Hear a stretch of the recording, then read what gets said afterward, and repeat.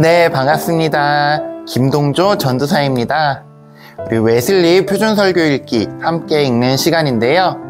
항상 온라인으로 함께 참여해 주시는 우리 성도님들께 다시 한번 감사드리며 오늘 말씀 시작해 보도록 하겠습니다.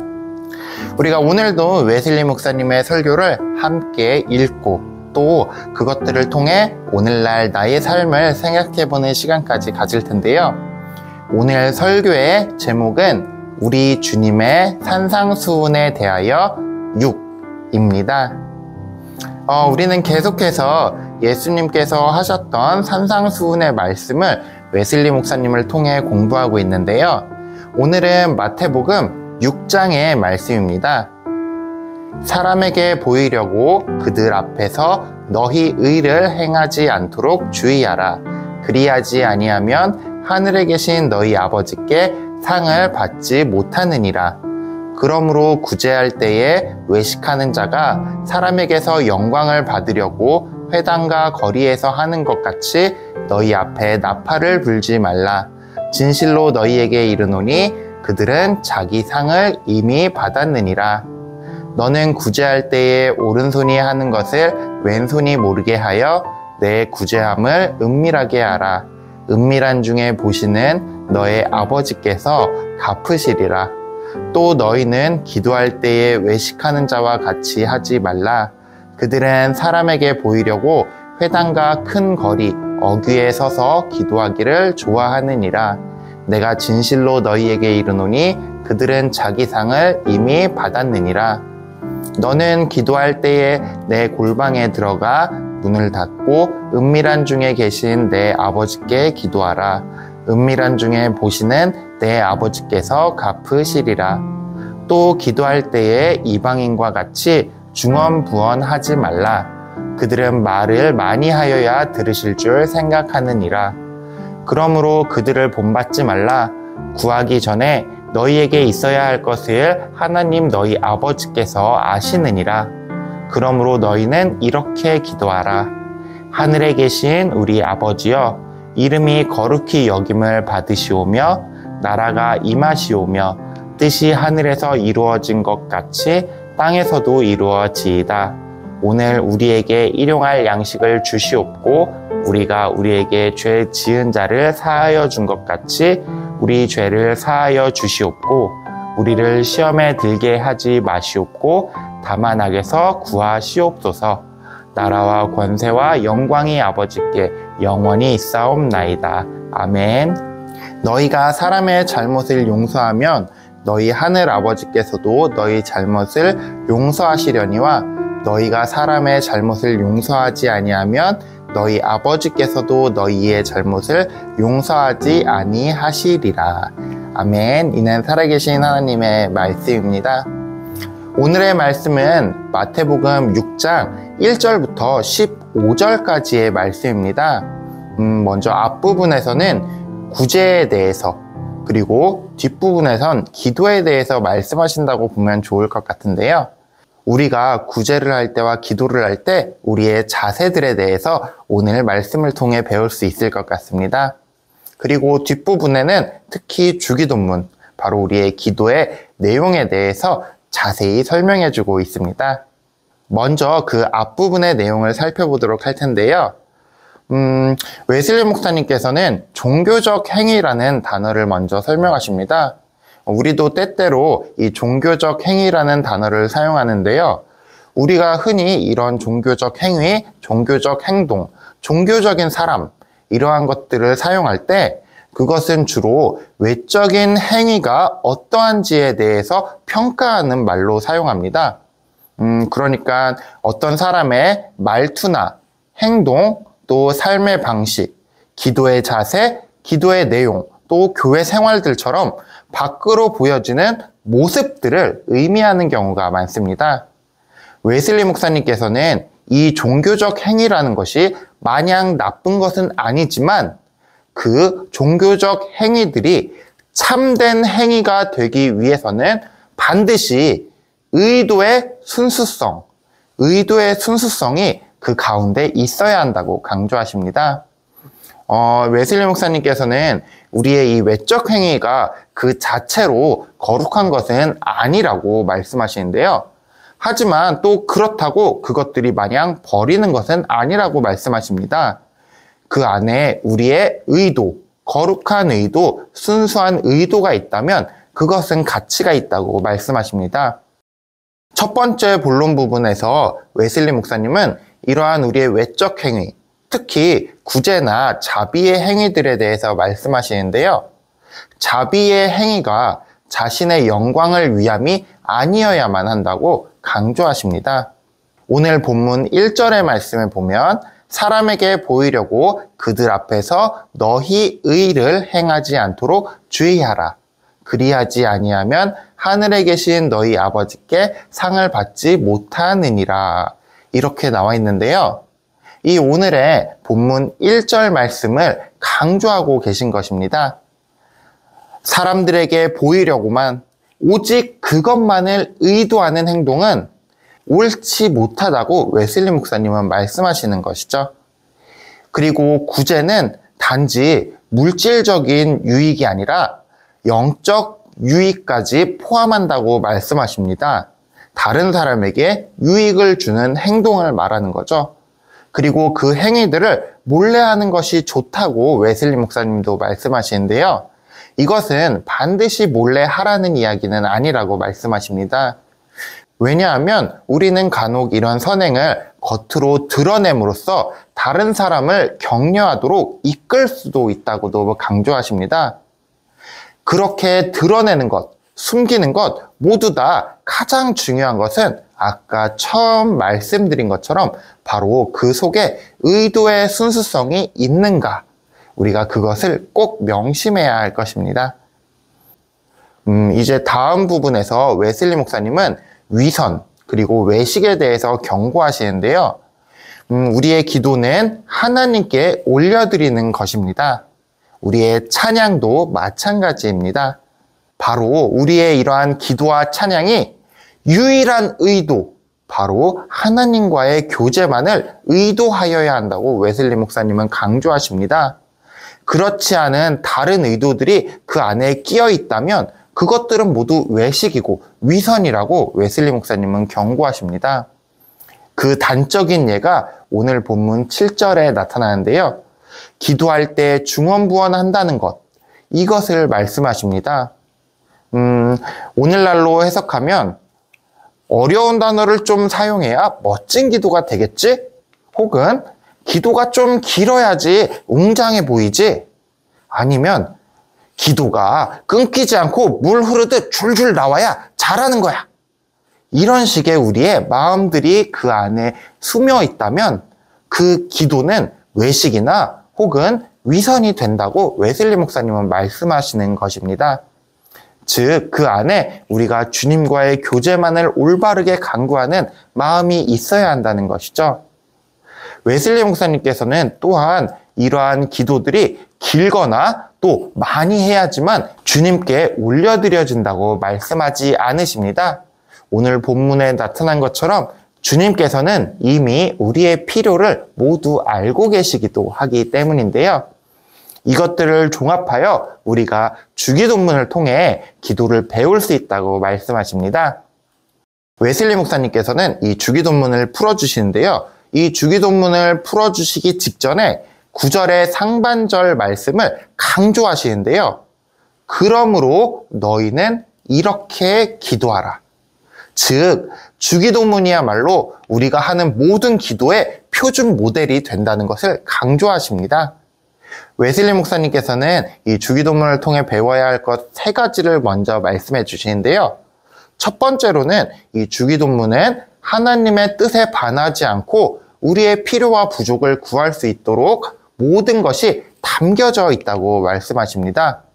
그렇기 때문에 우리가 주기도문 외에 더 이상 강구할 것이 필요 없을 정도라고 웨슬리 목사님은 말씀하십니다.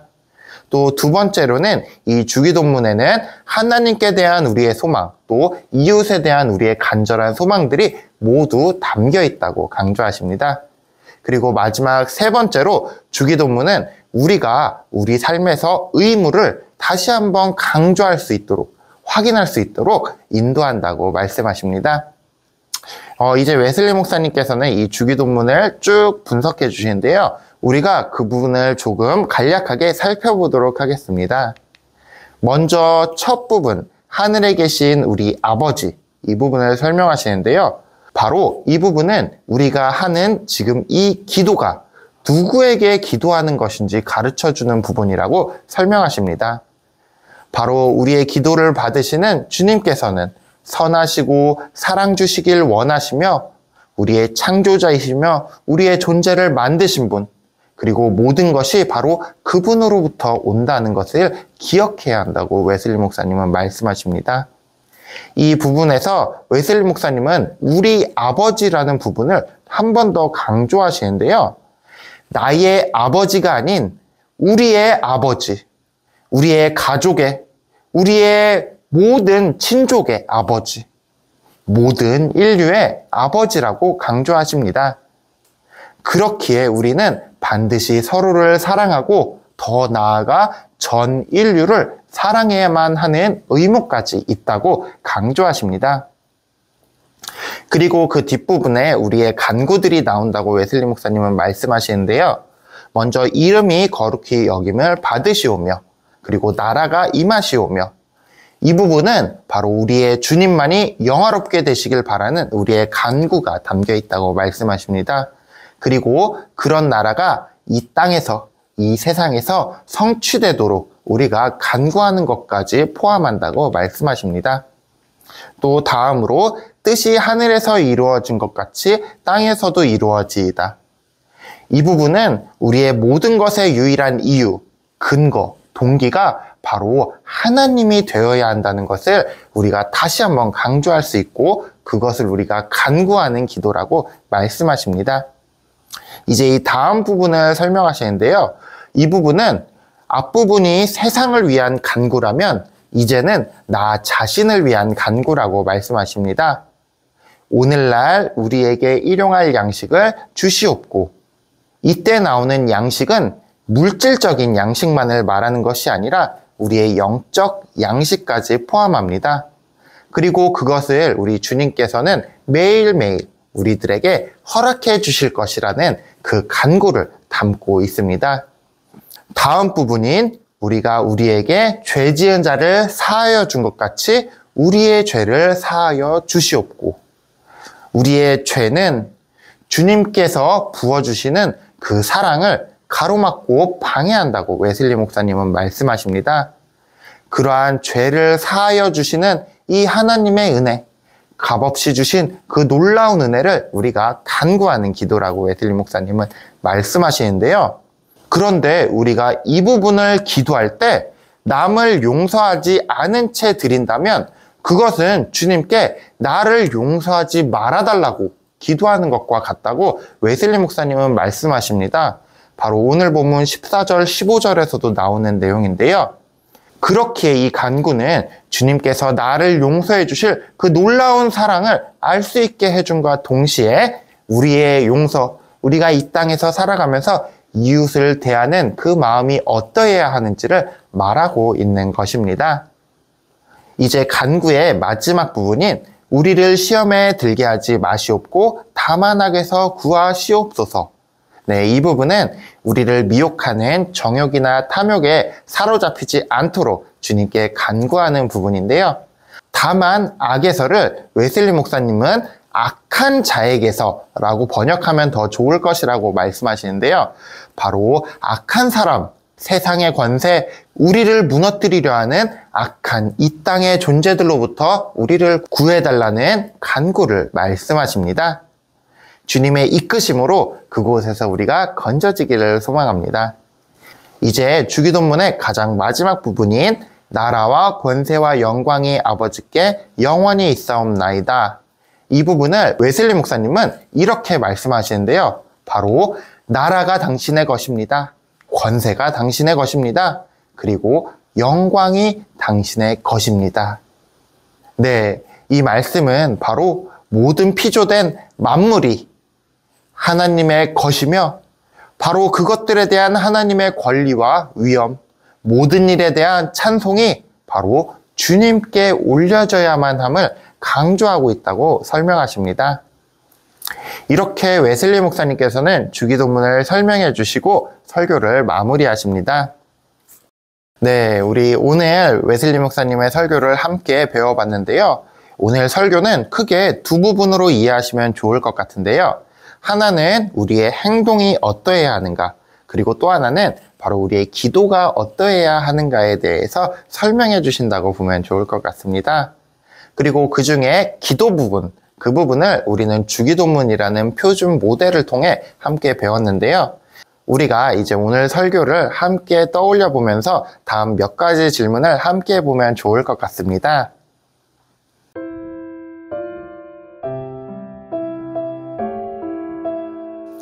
네, 먼저 첫 번째 질문은 이따금씩 순서가 되면 찾아오는 대표 기도의 자리에서 나는 순수한 의도만을 품고 기도하고 있는가? 이러한 질문인데요. 웨슬리 목사님께서는 우리의 구제, 기도, 금식, 또 교회 생활 등 이러한 종교적 행위가 남들에게 잘 보이기 위한 마음에서 출발한다면 그것은 외식이나 위선이라고 말씀하셨습니다. 우리가 때로는 속회예배나 가정예배, 또 교회의 공예배 등에서 순서를 맡게 될 때 기도를 하게 될 때가 있습니다. 그때 우리가 나의 체면이라든지 나의 직책에 대해서 또는 나의 지적인 자부심 또는 자만심, 자존심 이러한 것들 때문에 기도의 내용을 바꾸거나 우리가 기도에 다른 것들을 첨가하려 한다면 그것들은 순수하지 못한 의도가 섞인 기도가 되어버릴 수 있습니다. 우리가 그런 것들보다는 오로지 주님만을 바라보며 주님과의 대화, 주님을 향한 나의 마음을 고백하는 그러한 기도가 되시기를 소원합니다. 두 번째 질문은 질문이 아니라 오늘은 과제를 하나 드리려고 하는데요. 지금 당장 종이와 펜을 준비하시길 바랍니다. 그리고 주기도문을 손으로 써보는 시간을 가질 텐데요. 한 줄 한 줄 주기도문을 손으로 써보시면서 그 의미를 다시 한번 묵상해 보시길 바랍니다. 웨슬리 목사님께서 오늘 주기도문을 풀어주신 것처럼 한 단어 한 단어, 한 문장 한 문장이 모두 다 우리의 기도의 표준이 되는 중요한 내용들을 담고 있습니다. 우리가 각자가 그 의미들을 다시 한번 새겨보며 주기도문을 써보고 그리고 다시 주기도문을 읽어본다면 우리가 매주 주기도문을 읽는 그 시간에 우리가 다시 한번 우리의 마음을 붙잡고 우리의 기도의 표준을 세워나가는 그러한 시간이 될 것입니다. 네, 오늘 우리가 함께 웨슬리 목사님의 표준 설교, 우리 주님의 산상수훈에 대하여 그 6번째 시간을 가졌는데요. 오늘의 설교는 조금은 내용이 많아서 이해가 어려운 부분들도 있을 것 같습니다. 혹여 잘 이해가 안 되시는 부분이 있다면 영상을 다시 한번 돌려보시면서 공부해 보는 것도 좋을 것 같습니다. 오늘 설교를 읽으며 이런 생각들이 들었습니다. 우리의 모든 행위가 다른 무엇이 아닌 바로 주님만을 바라보는 순수한 마음에서 출발해야 한다는 것입니다. 우리 모두 순수한 의도를 가지고 우리의 종교 행위, 바로 믿음 생활과 신앙 생활을 해나가시길 소원합니다. 그리고 우리가 하는 기도들 가운데도 항상 그 순수한 의도가 중심에 있기를 소망합니다. 그리고 그 기도의 표준은 바로 주기도문이라는 것을 다시 한번 명심하시길 바랍니다. 네, 우리 성도님들도 항상 마음의 중심에 의도의 순수성을 가지고 신앙생활하며 기도하실 수 있는 그런 성도님들 되시기를 소망합니다. 감사합니다.